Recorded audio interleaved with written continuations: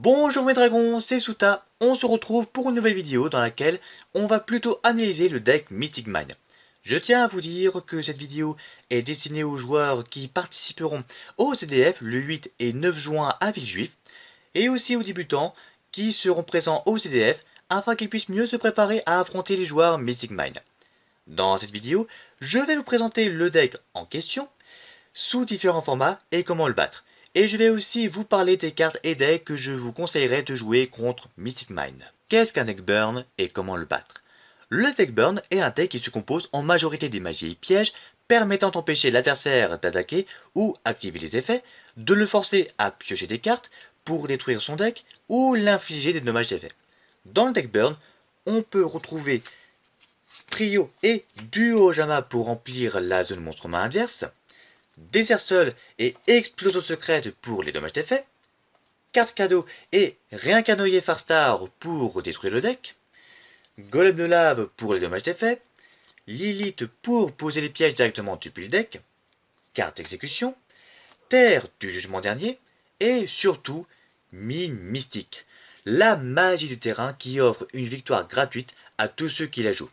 Justement, parlons un peu sur son effet.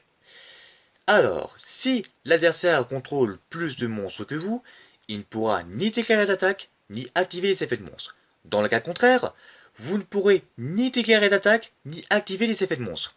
Elle se détruit à la phase si les deux joueurs contrôlent le même nombre de monstres. Cette carte a permis de naître ce deck burn qui est le plus fort de tous les decks réunis, voire même le nouveau tiers 0 après Zodiac.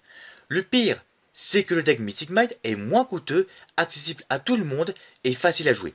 Il est même possible de le construire sous 3 formats. Le format basé sur les dommages d'effet, le format basé sur la destruction du deck et le format Exodia. Oui, il y a bien un deck Mystic Mine Exodia, le plus favorable à classer tiers 0. Heureusement, ce format est le moins accessible car il contient des cartes qui coûtent cher et des cartes anciennes difficiles à trouver. Mais heureusement que ce deck n'est pas si invincible que ça, il suffit simplement de détruire la magie du terrain grâce aux cartes suivantes. Tourbillon jumeau, violent orage de poussière, rage salamandre, typhon, et autres cartes qui peuvent détruire les magies et pièges qu'on ciblera. Par contre, on peut empêcher cette magie du terrain d'être activée ou annuler son activation grâce au hand trap et contre-piège ci-dessus. Ash Blossom pour métavers, jugement solennel à utiliser avec modération, ordre impérial, parfum anti-magie, providence ultime, Red Reboot et autres. Au fait, en parlant de magie et pièges, il est fortement déconseillé de jouer Evelyn Machette contre Mystic Mine. Pourquoi? Imaginons que c'est votre tour, que vous activez directement Evelyn Machette à la fin de la battle phase. Eh bien, l'adversaire va en profiter pour pouvoir activer Trio Jama et Métavers pour activer Mine Mystique depuis le deck et invoquer spécialement les jetons Ojama sur votre terrain. Du coup, l'effet de la piège ne va pas s'appliquer et vous serez mal parti. Donc du coup, ne jouez surtout pas cette carte. C'est une mauvaise idée et ne le faites pas. Quel deck faut-il jouer pour battre Mystic Mine? Les plus évidents sont Trotraco, un deck qui peut sans problème détruire les magies et pièges ciblés par les effets des magies continues de Trotraco une fois envoyés depuis le terrain au cimetière.